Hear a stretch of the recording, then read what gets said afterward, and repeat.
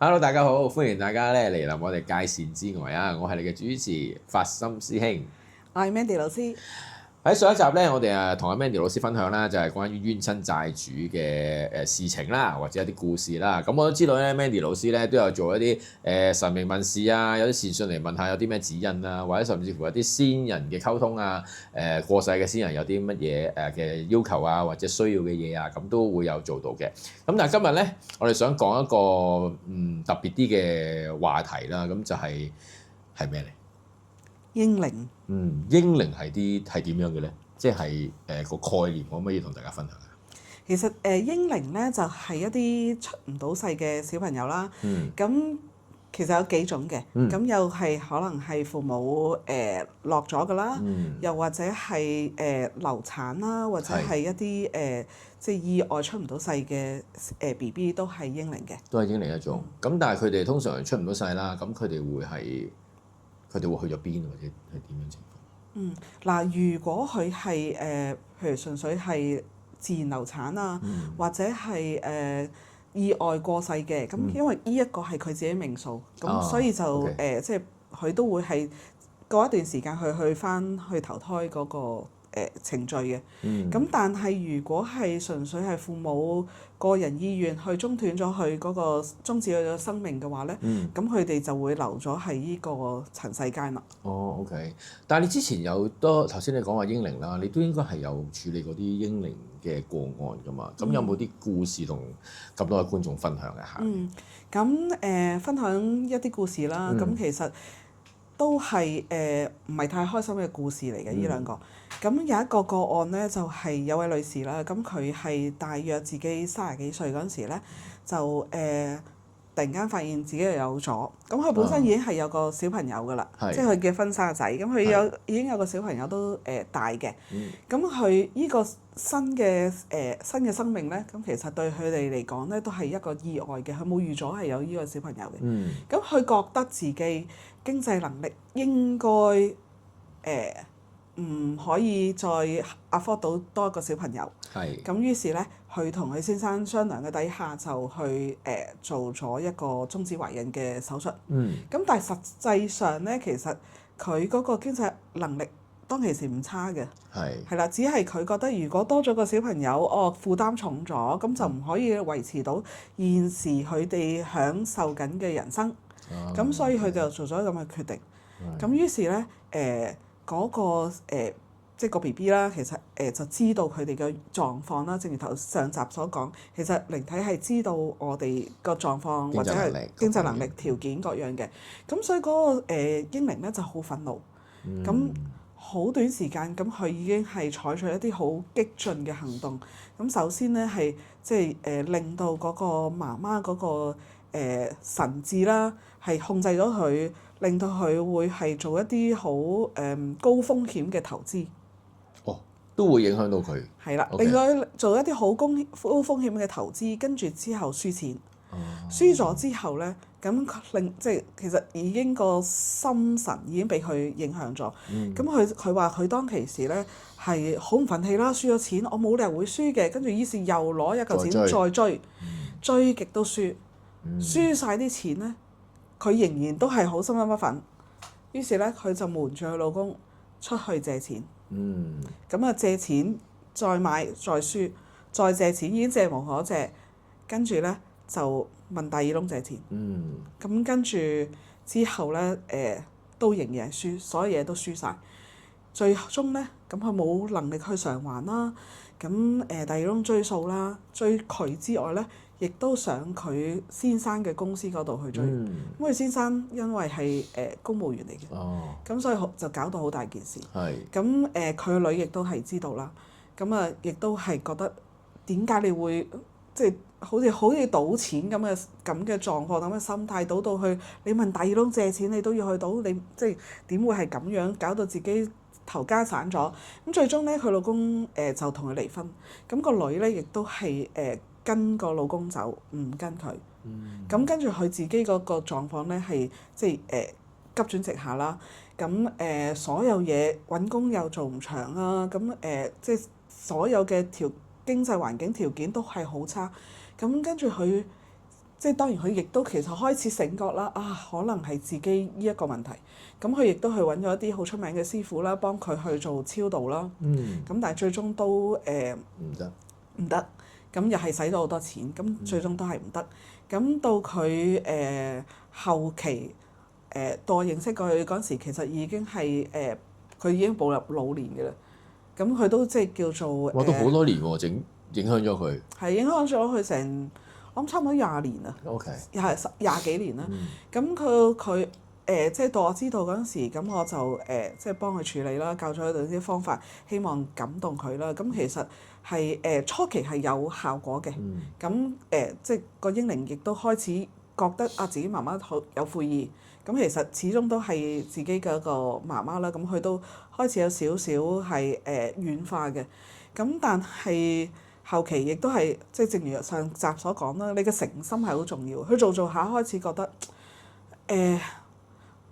我唔想做啦，我覺得好攰啊，好辛苦啊，同埋我做呢啲嘅話，其實又好似我念經回向，好似惹咗好多其他啲靈體出現，咁我又我都係好驚，我唔想做。佢一唔做咧，咁個英靈又開始做行動啦。又翻嚟。係啦，又翻嚟，咁不停係即係不停重複咁樣。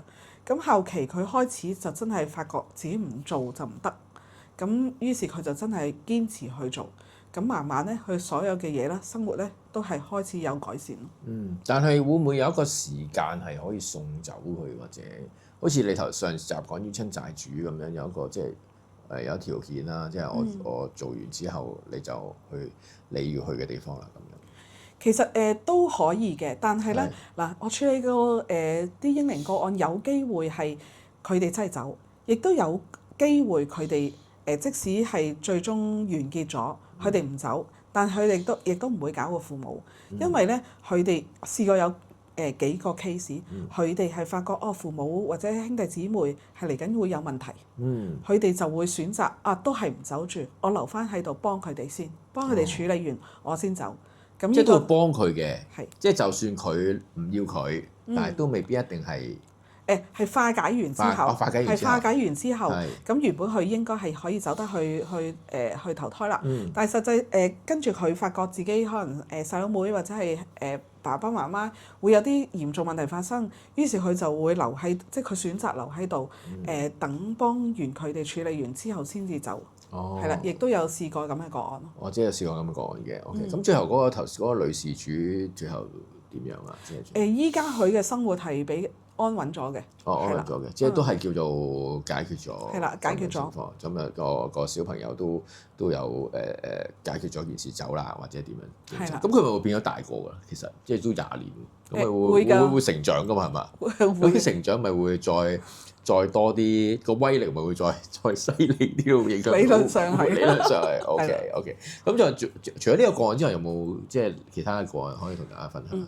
再有另外一個個案咧，又係比較極端嘅。咁有個事主啦，就佢本身已經係有2個小朋友嘅，都係男仔嚟嘅。咁咧有一次咧，佢去揾一啲風水玄學嘅師傅啦，去算命啊，或者去 check 嘢啦。咁跟住個師傅就同佢講話：你要生女，你生女咧先至會旺你嘅，生仔唔旺你嘅。竟然，通常啲人話生仔先旺㗎嘛。係啦，好得意啊！呢個 case。跟住之後咧，咁於是佢就好記住呢個師傅講呢一句説話。跟住之後咧，佢同佢太太又有咗，咁佢發覺係男仔，於是咧佢哋2個就落咗去。跟住之後又再懷孕一次，發現又係仔。又落。跟住佢真係又落咗，咁到第3個又係仔，但係呢個咧就係自己冇咗嘅。咁跟住到第4個都係仔。哇！即係擺到明係注定佢係俾個仔佢㗎啦。係啦。咁到最後呢個仔咧，因為已經落咗咁多次，又冇咗一個啦，咁其實太傷啦。咁佢太太打死佢都唔會再落，咁生咗啦。咁生咗之後咧，咁就咁佢以為冇事，即係嗰一段落啦，冇事發生啦。咁到佢個第2仔，佢第2仔咧大個咗之後咧，就係比較敏感嘅體質嚟嘅。佢個第2仔成日同佢哋講就話，屋企咧有一啲好惡嘅小朋友，成日走嚟即係兇佢啊，搞佢啊咁。佢哋最初都冇為意，以為係小朋友一啲可能你幻想嚟嘅啫，諗出嚟嘅啫，咁啊冇為意。但係後期咧係越嚟越嚴重，個二仔咧係越嚟越收埋自己唔講嘢。即係因為父母唔相信啊嘛，咁佢好驚，咁但係又冇人理佢，咁佢於是咧就收埋自己，唔再同父母講。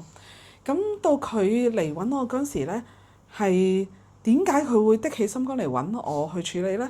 就係因為佢同我講，佢話佢個第二仔係同佢學校個社工講話，我好想跳樓死。哦，OK。咁跟住之後咧，咁我幫佢做通靈啦。跟住咧，佢個英靈，佢兩個英靈就覺得點解我哋出唔到世？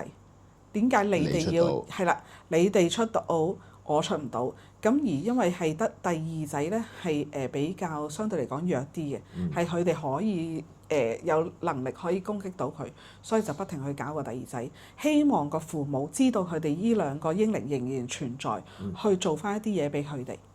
咁於是咧，咁就即刻幫佢安排去處理啦，去燒嘢啦。咁亦都叫佢之後即係調解咗啦，叫佢之後你一定要遵守承諾，去應承咗佢哋嘅即係應承咗佢哋嘅條款，你一定要去做。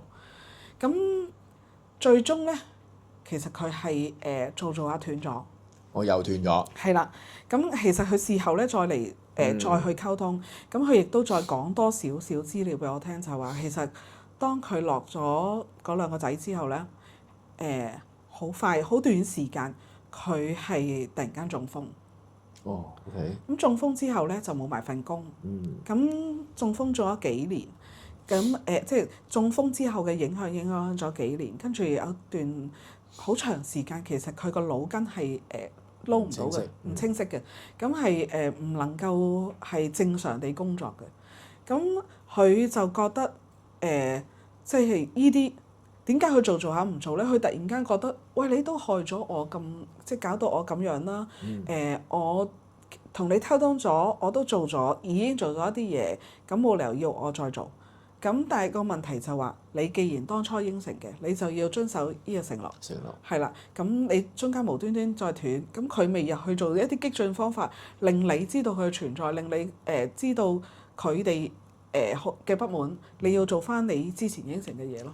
哦，即係其實英靈都我諗可以同冤親債主都相當之似。其實都係一個類別嘅，因為你終止咗佢生命啊嘛，係咪？你了結咗佢生命，只不過英靈係同你有血脈相連嘅關係。即係今世嘅事情。係啦，所以變咗佢有另外一個名稱。會唔會難處理啲咧？相對嚟講，因為佢哋係今世嗰個可能個怨氣會好大，即係例如你唔要我，但係點解會唔要我咁樣係咪？即係相對會好大。係啊，佢哋個怨氣其實好重嘅，因為嗱好多呢啲冤親債主其實已經可能係幾世之前佢哋已經做咗好多嘢㗎啦，即係前一兩世其實可能佢哋已經搞夠啦。咁到呢世佢相對嚟講可能係條氣叫做順咗啲，又攰喎。係啦，又攰喎。咁其實又好想走，咁變咗佢哋就會容易傾啲。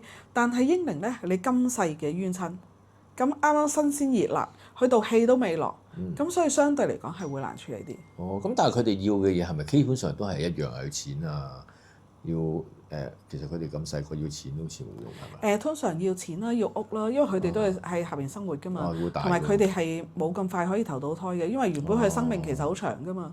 係喎，咁跟住佢哋就會即係會影響到個投胎嗰度，咁要錢啊，同埋有係咪都需要啲念經回向俾佢哋？係啊，即係佢哋都想要啲功德，令佢哋係可以即係自己個怨一嚟佢哋嘅怨氣放下啦，二嚟佢哋都即係如果譬如有功德嘅話，佢哋亦都冇怨氣嘅，咁可能佢哋都想修行都未定嘅。咁但係有時啲英靈咧見到岔開少少 topic 就係啲英靈，我突然間諗到啲英靈見到嘅時候咧，係咪啲樣會比較恐怖啲？嗱，其實一般嚟講啦，如果你嘅冤親，佢梗係用最恐怖嘅樣嚟嚇你啦，係咪？咁所以多數都會係比較恐怖啲嘅，因為佢要你驚啊嘛，要你有深印象啊嘛，要你醒覺，你要去做嘢俾佢。咁所以佢哋即係即係事主見到個樣，通常會係恐怖啲嘅。哦，但係佢哋都可以變翻唔恐怖嘅樣㗎嘛？係啊，冇錯。係啊，即係你，我記得你同我講過話，你要我幫你手嘅時候，唔該你俾翻個靚仔樣我睇咁樣咪？冇錯，因為我比較細膽。即係如果你太恐怖嘅樣咧，我驚咧，我幫唔到你。即係佢哋可以千變萬化嘅，即係可以隨時會變形㗎嘛。係即係如果佢俾個我遮晒頭髮俾你又得，變翻一個靚女又得。係，因為有啲個案佢話覺得哇個樣好恐怖啊，好似貞子咁啊。係。跟住但係到我去同佢溝通嗰時，其實係一個靚女嚟嘅。哦，咁即係因為佢有求於你，會唔會係咁嘅意思啊？定還是你要佢執好啲個樣先翻嚟同我傾啊？我諗兩個都係啦。咁就算有求於我，佢都未必一定要 show 個靚樣俾我。即係可以都照客你。係可以照客我，等我可以記住幫。但係個重點就係大前提，你要我幫你，你一定要有個正常樣咯，即係你唔好令我驚咯。係咁就可以大家再慢慢去傾下咁樣咯。係啊。係啦，因為我見住你咁嘅樣，我溝通唔到。即係要俾翻個好啲嘅樣，阿 Mandy 老師。我哋平時咧同阿 Mandy 老師傾偈都要俾啲好啲嘅樣佢，如果唔係佢唔睬我哋嘅。係啊，因為我係一個天秤座。OK，我一定要樣靚嘅。係好啊，咁啊今日多謝阿 Mandy 老師同我哋嘅分享啦。如果大家喜歡我哋嘅節目咧，咁啊多啲留言啦、點讚啦，同埋 subscribe 我哋啦。咁啊更加撳個鐘仔，咁啊我哋會再拍多啲更好嘅節目俾大家嘅。好，今日嘅時間大致上係咁啦。好，下次見，拜拜。